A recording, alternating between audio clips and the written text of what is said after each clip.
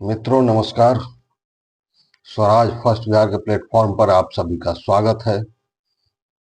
आज का चर्चा का विषय बिहार के राजनीतिक परिवेश में जातियों की भागीदारी पर, मंत्रिमंडल विस्तार से लेकर राज्यसभा एवं विधान परिषद भी।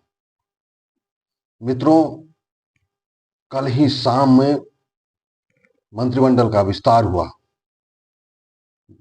सभी जातियों को देखकर, बिहार की राजनीति को देखते हुए मंत्रिमंडल विस्तार में शामिल किया गया, जिनमें कई नाम हैं। राजपूत समाज के भी लोग हैं, ब्राह्मण समाज के भी लोग हैं, कायस्थ समाज के भी लोग हैं, अति पिछड़े से बनिया समाज के भी लोग हैं, अनुसूचित जाति जनजाति के भी लोगों को शामिल किया गया है। नीतीश कुमार जी की मंत्रिमंडल में सबों का ख्याल रखते हुए दो जातियों का ख्याल न के बराबर रखा गया है। एक यादव, दूसरा भूमिहार, और सांकेतिक भागीदारी मुसलमान समाजों की भी है। मैं खासकर भूमिहार समाज की चर्चा करना चाहता हूं, क्योंकि एनडीए की सरकार पहले भी बनी थी, अभी फिर बनी है और कल मंत्रिमंडल का दोबारा विस्तार हुआ है, लेकिन भूमिहारों की भागीदारी नगण्य कर दी गई है। एनडीए सरकार में भाजपा की तरफ से सम्राट चौधरी जी ने लिस्ट बनाकर मुख्यमंत्री के पास भेज दिया, आला कमान से सहमति लेकर। साथ में दूसरे जो डिप्टी सीएम हैं विजय सिन्हा जी, उनसे कोई राय मशविरा नहीं ली गई। उन्हें बाद में पता चला कि मंत्रिमंडल का जो लिस्ट बना है वह मुख्यमंत्री नीतीश कुमार जी के पास चला गया। ऐसा क्यों? क्या सिर्फ एक ही समाज की भागीदारी, एक ही समाज का वोट भाजपा की सरकार को, एनडीए की सरकार को मिलता है बिना राय मशविरे के? क्यों ऐसा किया गया?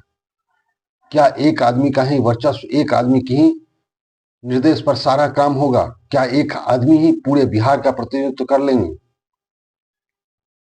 सिर्फ डिप्टी सीएम बना देने से भूमिहार समाज खुश नहीं हो सकता। भूमिहार समाज को खुश करने के लिए उसको अच्छी भागीदारी देनी होगी। इससे पहले भी राज्यसभा में भारतीय जनता पार्टी से दो अति पिछड़ा समाज को राज्यसभा में भेजा गया। विधान परिषद में भी बनिया समाज के लोगों को भेजा गया, भूमिहार समाज को नकारा गया।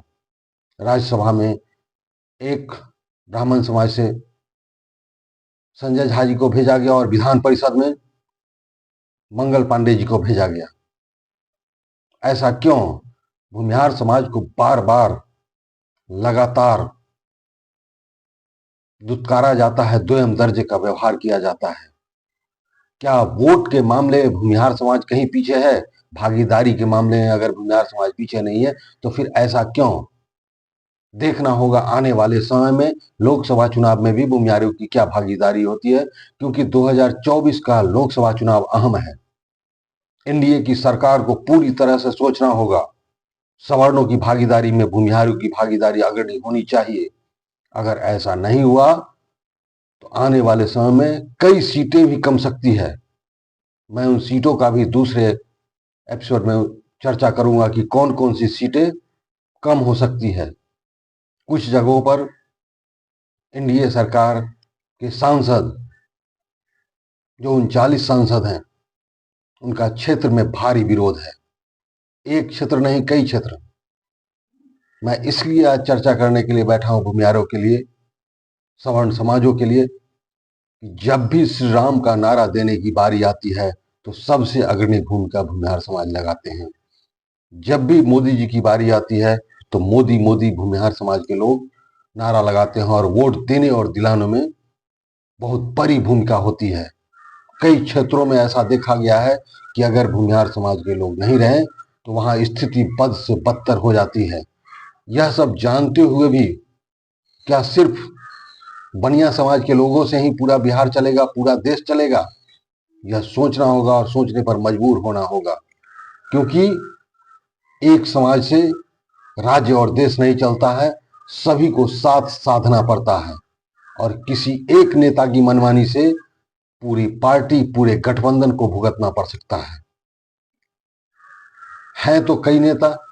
मैं किसी नेताओं का नाम नहीं लेना चाहता हूं। सभी लोग जानते हैं कि एनडीए सरकार के कौन मुखिया हैं और कौन उप मुखिया हैं, और ये सारा खेल मुखिया और उप मुखिया के मिलने पर ही किया गया है। लगातार कई सीटें पर से भागीदारी हटा दी गई है। इसलिए मैं आप सभी लोगों को ये जानकारी देना चाहता हूं, बताना चाहता हूं कि सवर्ण समाज किसी भी मामले में कमजोर नहीं है। आप लोग इस पर विशेष ध्यान देकर गौर करें और इस वीडियो को अंत तक देखें। लाइक कर, सब्सक्राइब का बटन दबाकर शेयर करें। नमस्कार, धन्यवाद।